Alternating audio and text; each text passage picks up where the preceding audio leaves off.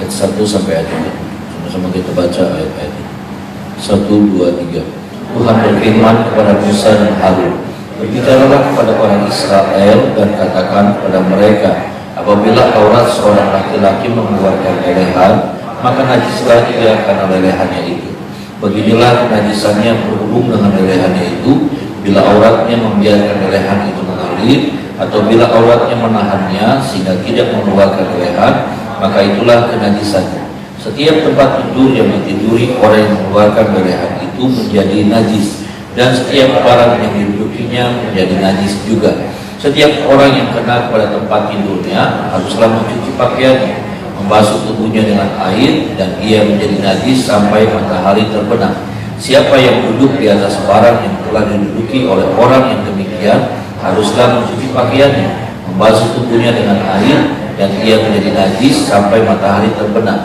Siapa yang kena kepada tubuh orang yang demikian haruslah mencuci pakaiannya, membasuh tubuhnya dengan air, dan ia menjadi najis. Itu, saudara, kita melihat dalam pasal 15 tentang hukum ketidaktahiran atau hukum kenajisan pada laki-laki dan perempuan. Ya, saudara, kita melihat di sini tentang bagaimana aturan itu luar biasa sekali, ribet sekali.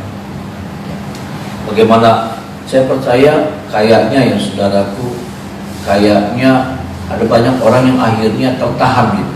Ya, ada banyak orang yang akhirnya nggak bisa kemana-mana karena hukum kenajisan ini. Karena orang yang sedang kena hukum kenajisan, dia nggak bisa beraktivitas seperti yang kita sudah bahas beberapa hari yang lalu, Bapak Ibu Saudara.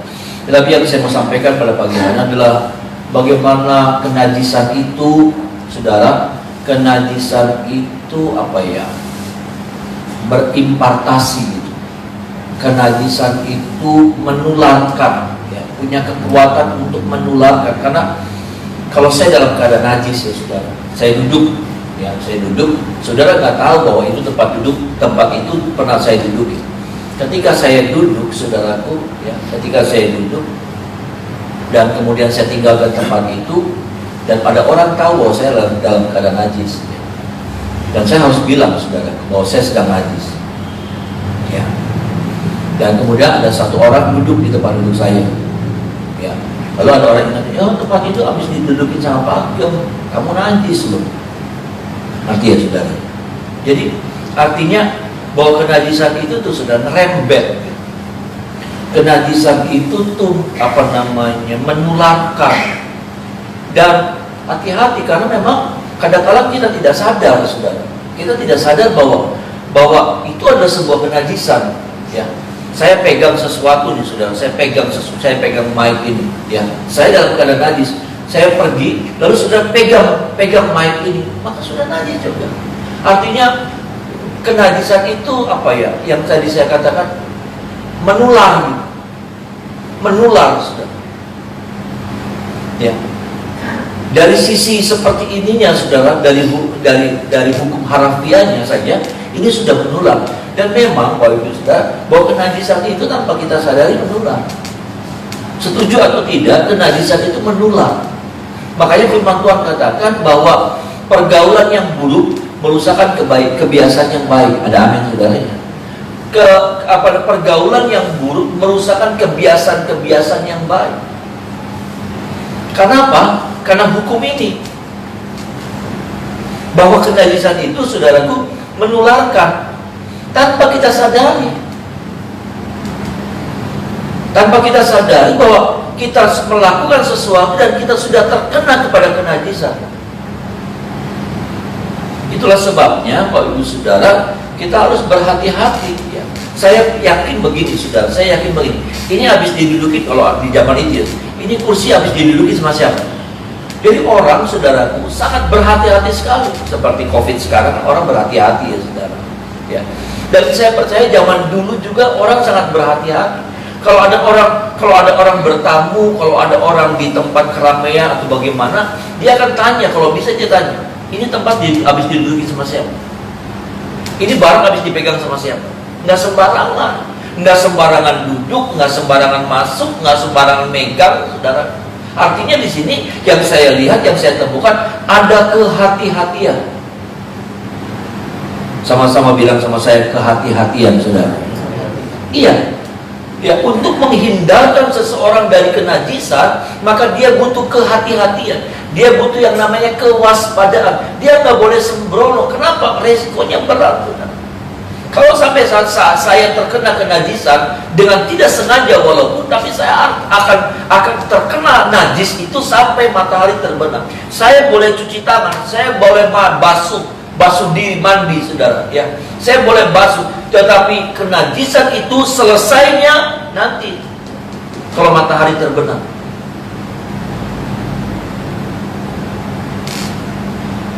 Yang kita sudah bahas bahwa kenajisan itu membuat orang tidak bisa beraktivitas, orang tidak bisa berbuat apa-apa, dan kalau orang tidak bisa berbuat apa-apa, maka dia tidak akan menghasilkan apa-apa. Dia tidak akan bisa mendapatkan apa-apa. Nah ini, saudara, ya. Ini juga yang menjadi peringatan firman Tuhan buat setiap kita, bahwa kita juga harus berhati-hati. Berhati-hati dalam bergaul, berhati-hati di dalam memiliki yang namanya komunitas.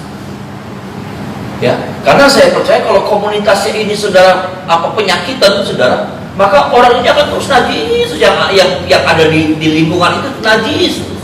Kenapa? Yang dia pegang najis, yang dia sentuh najis, semuanya. Kenapa? Karena orang-orang di sekitarnya najis. Kalau orang-orang di sekitarnya ini tahir, maka dia juga terhindar dari yang namanya kenajisan. Ada amin, saudara? Nah, sama halnya, Bapak Ibu, saudara, ya. Sama halnya, kita harus melihat komunitas kita seperti apa, lingkungan kita seperti, bukan cuma itu, tetapi kita lihat orang per orangnya seperti apa, bahasanya seperti apa, cara berpikirnya seperti apa. Kita bisa masuk di lingkungan yang bagus, tetapi nanti kita akan ketemu bagaimana cara berpikirnya nggak bagus, cara ngomongnya nggak bagus, ungkapan-ungkapan hatinya nggak bagus. Ada banyak orang bergereja, tapi maaf, saudara, ngomongnya nggak bagus, hatinya nggak bagus. Kita harus berhati-hati. Kenapa? Karena ternyata mudah sekali, gampang sekali kita terkena sama yang namanya kenajisan kalau kita pakai hukum ini, ya, saudara. Tapi saya percaya tanpa kita sadar bahwa dalam kehidupan yang sekarang ini juga, kalau kita tidak berhati-hati, maka hukum kenajisan ini juga akan berlaku sama kita.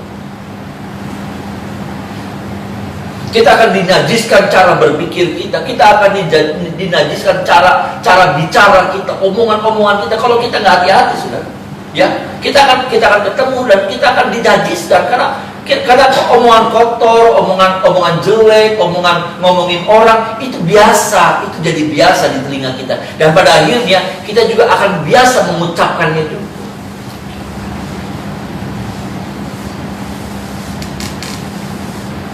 Pikiran jelek, pikiran curiga sama orang. Kalau kita bergaul sama orang-orang yang seperti itu, maka nanti kita juga akan terkena, saudara. Kita juga akan seperti itu juga. Curiga sama orang, ini kayak mungkin ini.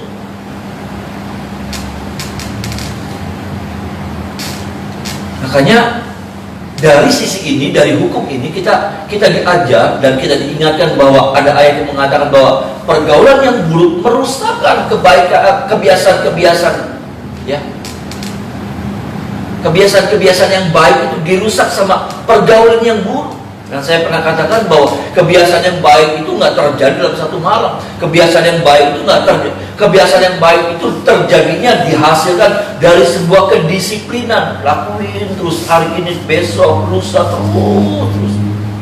Seorang ahli mengatakan 40 hari orang melakukan kebiasaan yang baik, maka dia akan terbiasa. Artinya ada sebuah kedisiplinan gitu.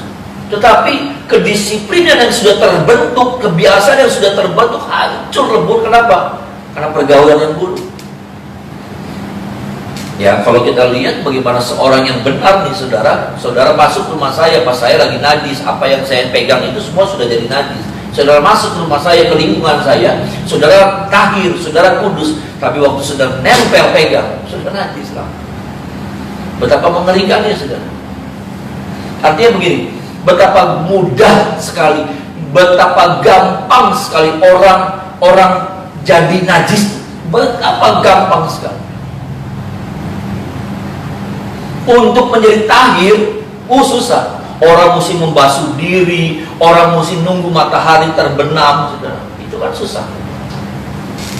Bahkan nanti kalau sudah lihat orang wanita yang kena lelehan, saudara, ya, orang yang kena lelehan, wanita yang terkena lelehan, ya pendarahan misalnya, ya saudara, kalau dia kena lelehan, dia harus najis 7 hari. Ya, dia najis. Kalau laki-laki kena lelehan, saudara, itu dia alami seperti itu, ya nanti malam dia tahir, matahari terbenam dia tahir. Tapi wanita, saudaraku, dihitungnya 7 hari dia najis. Bayangkan.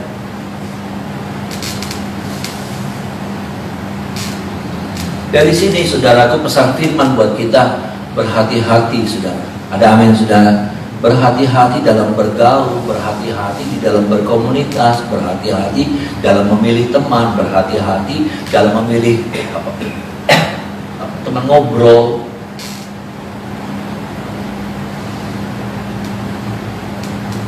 Karena kalau tidak, saudara, kalau kita tidak kuat, kita yang akan dinajiskan, ya.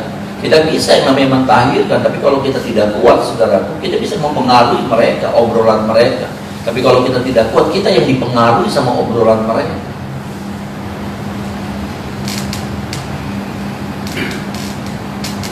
Dan tolong kita, Bapak Saudara. Kenapa? Saya cuma bilang begini, jaga hati kita dengan baik. Karena dari hati ini nanti itu akan mempengaruhi iman kita. Ada amin, saudara. Nanti dari hati ini kita nanti akan mempengaruhi kesetiaan kita sama Tuhan. Nanti dari hati ini nanti akan mempengaruhi kualitas pelayanan kita seperti apa. Nanti dari hati ini juga akan menentukan kualitas hidup kita seperti apa.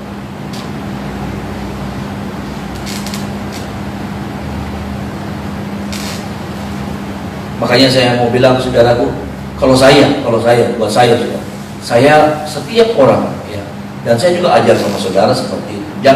Jangan mentang-mentang saya gembala, saudara dengar semuanya. Bukan, enggak gitu. Tapi saudara juga harus berhati-hati. Mungkin ada kata-kata saya yang enggak benar. Mungkin ada pesan-pesan saya yang enggak benar. Buang. Setuju, saudara? Amin. Jangan, kadang-kadang kita begitu, semuanya gitu. Saya bukan firman Tuhan. Kalau Alkitab kita adalah firman Tuhan, ada amin, saudara. Ya, semuanya adalah firman Tuhan, isinya firman Tuhan. Kalau saya bukan, saudara. Kadang-kala ada ungkapan-ungkapan, kadang-kala ada hal-hal yang keluarnya dari emosi mungkin. Makanya itulah sebabnya saya katakan, jangan mengkultuskan seseorang. Nanti saudara tersesat. Kalau orang yang lagi benar, kalau orang yang lagi nggak benar, itu namanya orang, saudara. Namanya orang itu kadang-kadang berubah-ubah. Saya harus katakan itu. Pemimpin juga berubah-ubah. Hanya Yesus yang tidak pernah berubah. Ada amin, saudara. Itulah sebabnya kita harus mengerti firman. Kita harus tahu garis firman seperti apa. Supaya apa? Kalau ada seseorang yang kemudian membelokkan, menyampaikan sesuatu yang berbeda, kita tahu. Oh, ini sudah beda.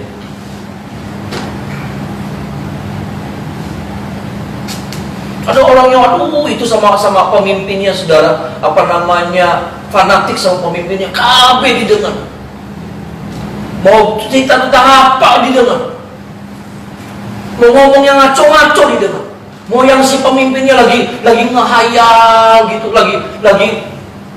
Kadang-kadang kan kita juga manusia suka kayak gitu, suka error. Saudara harus tahu roh menimbang saudara. Saya mau bilang, roh menimbang saudara harus saudara miliki, saudara harus minta dari Tuhan. Ada amin, saudara? Sehingga apa? Saudara nggak berpatokannya sama manusia gitu. Saudara berpatokannya sama firman Tuhan sendiri. Saudara tahu mana nasihat yang nggak benar, mana nasihat yang itu. Saya harus jujur. Saya juga begitu, saudara. Siapapun juga orang ngomong sama saya harus timbang lagi. Saya harus lihat lagi. Saya harus cek lagi. Saya harus tanya lagi sama Tuhan, benar tak Tuhan yang kayak gini?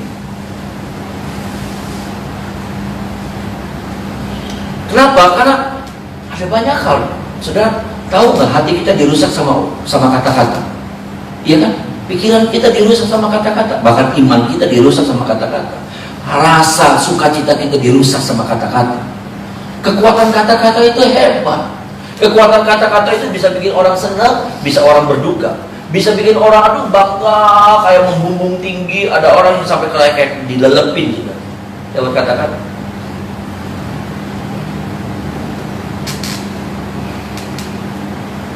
Saya juga seperti itu. Siapapun pemimpin, siapapun orang besar, saudara, saya akan lihat lagi seperti apa benar. Enggak terus langsung karena saya begitu mengidolakannya, memfavoritkannya, saya elek. Nanti Roh Kudus perempuan lah, nanti Roh Kudus wanita cantik lah, nanti apa lagi. Kami tidak mengerti.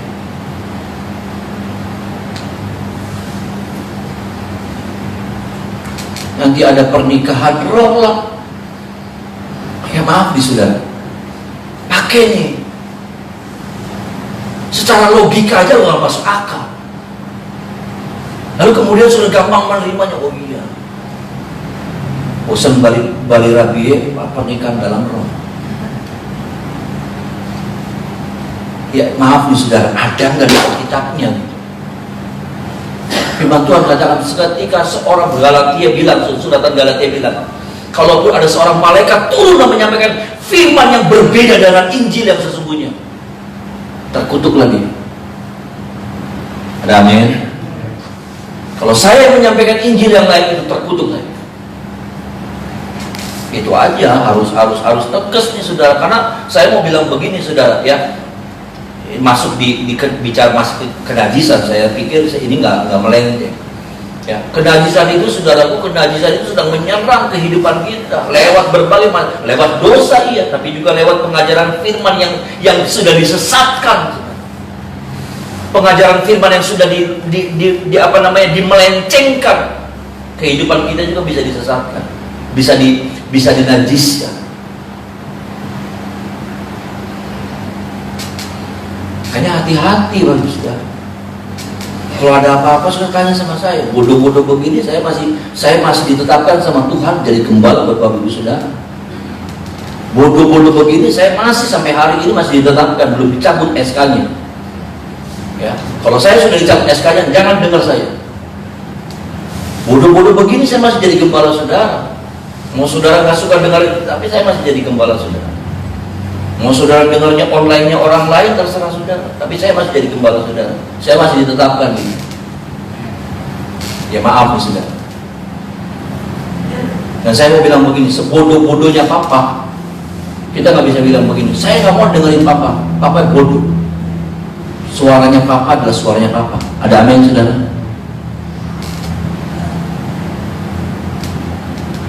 Mungkin ada orang jemaat bilang, gimana? Itu ketinggalan. Tapi maaf, saya masih jadi gembala. Saya masih ditetapkan sama Tuhan jadi gembala buat Bapak Ibu Saudara. Ya maaf nih saudara. Kalau saudara sudah nggak itu, ya berarti saudara harus memilih mana penggembalaan yang saudara harus ambil. Iya dong. Tapi yang nggak ada tuh saudara ya, kayaknya kalau ada anak terus papa goblok ganti papa baik. Ada tak saudara? Papa kita goblok sih lah. Tolong ganti papa baik. Mah tukar besi tukar tambah. Ada. Iya kan saudara?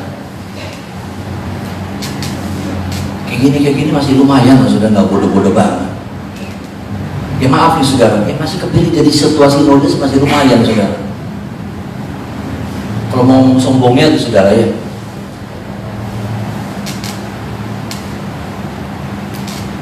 Saya masih jadi gembala, saya masih bertanggung jawab, saya masih berhati-hati menyampaikan. Saya harus tahu mana firman yang harus menghibur saudara, menguatkan, mana firman yang emang harus keras. Saya juga mau menyampaikan firman tentang penghibur, tentang berkah, tentang kelimpahan, tentang jaminan Tuhan. Tapi ada pesan-pesan Tuhan yang keras saya harus sampaikan. Karena saya satu sisi gembala saudara, tapi saya adalah hambanya Tuhan. Amin. Saya harus sampaikan apa yang menjadi pesan Tuhan saudara.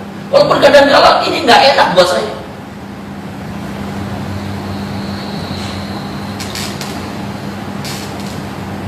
Ini saudara. Bagaimana pergaulan ini kita harus jaga. Karena gampang sekali kita jadi najis. Gampang sekali kita jadi najis itu dalam pengertian yang luas saudara. Gampang kita tersesat, gampang kita jadi nggak layak gitu. Najisan nggak layak di hadapan Tuhan.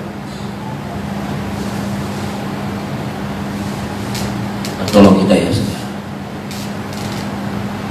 Saya cuma mau bilang hati-hati saudara. Saya harus berani bilang begini. Saya jamin saudara, pengajaran yang ada di tempat saya harus jamin. Dan saudara bisa lihat, saudara bisa nilai sendiri seperti apa. Saya keras sama saudara, tapi saya juga harus keras sama diri saya. Saya disiplinkan saudara lewat firman, tapi firman ini juga ya, firman yang sama juga mendisiplinkan hidup saya. Jangan saudara pikir saudara saya tidak mendisiplinkan hidup saya dengan firman.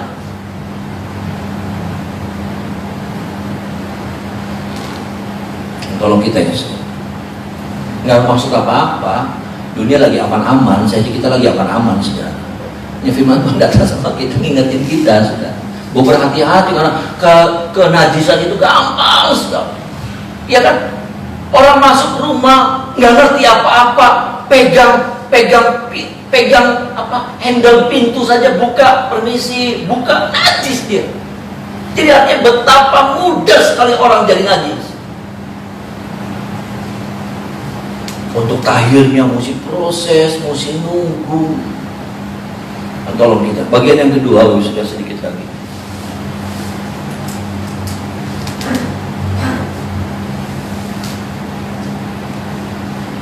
Ayat 25 sampai 28.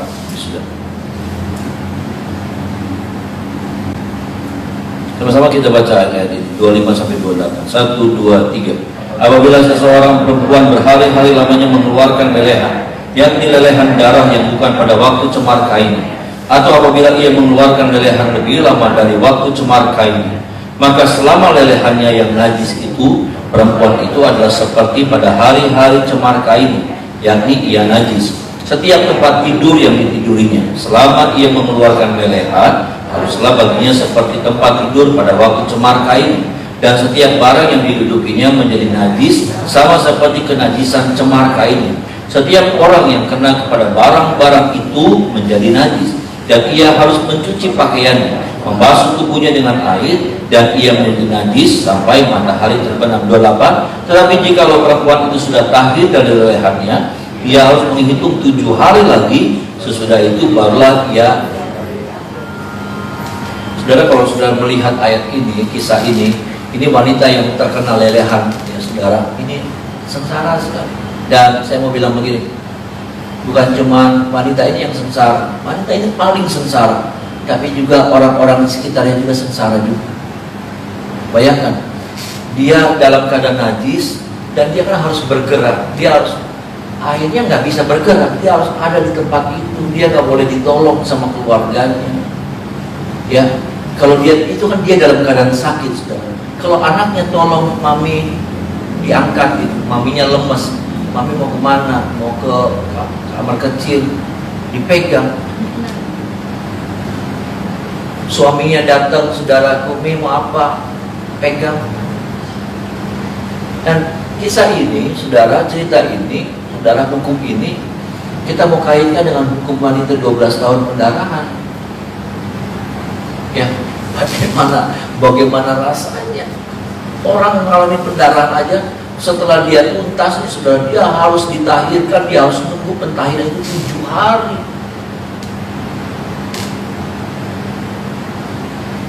Ini yang namanya pendarahan, saya percaya kan kadang-kala berhenti ya saudara. Pendarahan kadang-kala berhenti ya kan?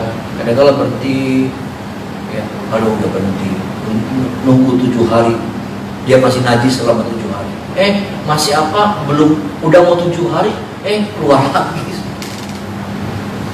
Atau mungkin baru ditahirkan, baru enak, baru lega, udah muncul lagi, udah terjadi lelehan kayak apa? Ngeri nggak? Ya. Aduh, capek hati, capek batin, capek badan semua. Dia mesti buat pentahiran, dia mesti korban, dia mesti berobat, habis, memang habis. Wanita yang 12 tahun ini memang habis-habisan. Ya sudah. Dan betul-betul rusak hidupnya, ya. Rusak hidupnya, rumah tangganya rusak, hidupnya rusak, semuanya, masa depannya rusak. Dan dia harus menderita selama 12 tahun. Tapi saya mau bilang, lalu kemudian dia berjumpa dengan Yesus. Dan saya mau bilang begini, perjumpaannya bukan seperjumpaan seperti pada orang kebanyakan. Perjumpaan yang mengubah dia, perjumpaan yang membuat dia ngalamin pertolongan, yang dari tadinya tidak ada pengharapan jadi ada pengharapan, tidak ada masa depan jadi ada masa depan, tidak ada kesembuhan jadi ada kesembuhan. Pada waktu saya harus katakan begini, pada waktu dia ketemu Yesus secara pribadi, bukan seperti kebanyakan orang. Makanya Alkitab mengatakan di sana, dicerita di situ, saudaraku, orang berdesak-desakan, orang pegang Yesus, bahkan ada orang yang peluk Yesus dari belakang. Mungkin saudara, ya. Ada orang yang gandeng tangan Yesus, ada orang yang cium kaki Yesus. Tapi mereka tidak berjumpa Yesus secara pribadi. Kalau saya mau gambarkan perjumpaan Yesus secara pribadi dengan Yesus, saya susah menggambarkan. Saya mau saudara mengalami itu dalam hidup saudara. Karena perjumpaan dengan Yesus itu sebuah pengalaman pribadi.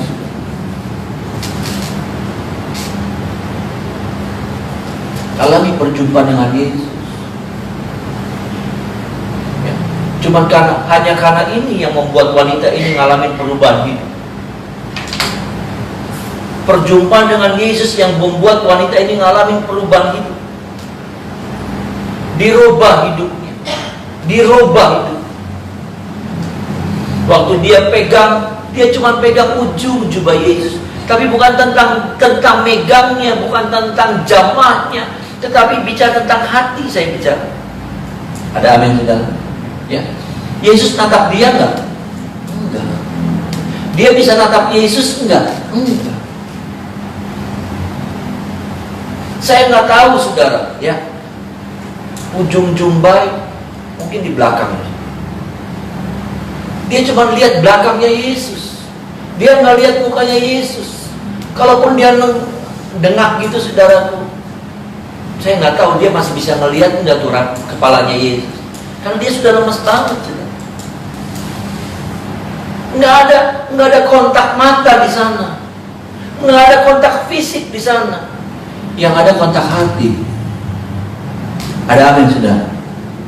Yang ada adalah kontak hati antara wanita ini dengan Yesus.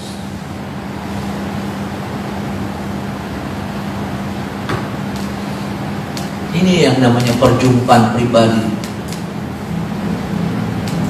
Kadang kalau ada orang datang dalam doa, dia belum bisa ngomong apa-apa, tahu-tahu dia udah nangis dan hatinya hancur.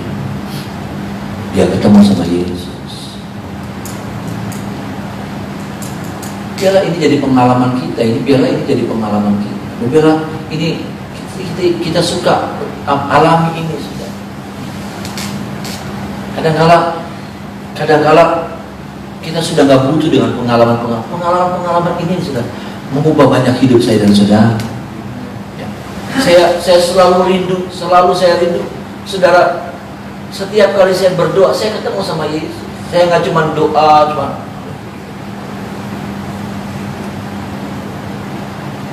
enak. Ada saat saya kayak gitu, dan mungkin lebih banyak. Tapi selalu saya rindu. Waktu saya ketemu Yesus, waktu saya berdoa, saya kontak hati saya sama Tuhan. Saya bisa nangis, bukan nangis sedih. Walaupun saya dalam penderitaan, mungkin dalam kebutuhan, tapi apa ya, air matanya air mata penyembahan. Tolong kita ya saudara. Ya.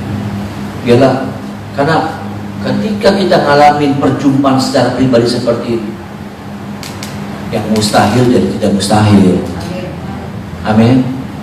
Yang orang bilang harus nunggu mati, yang orang bilang wis usaha, ya usaha mungkin mau, ya nggak arti. Orang bilang urip mungkin, ya urip mungkin mau usaha, haruslah mau mati baik sih, mau mati. Kalau engkau berjumpa dengan Yesus, ada banyak hal yang Tuhan ubah dalam hidup kita, saudara. Amin. Yang pasti, saudara, masa depan wanita ini dirubah sama Tuhan.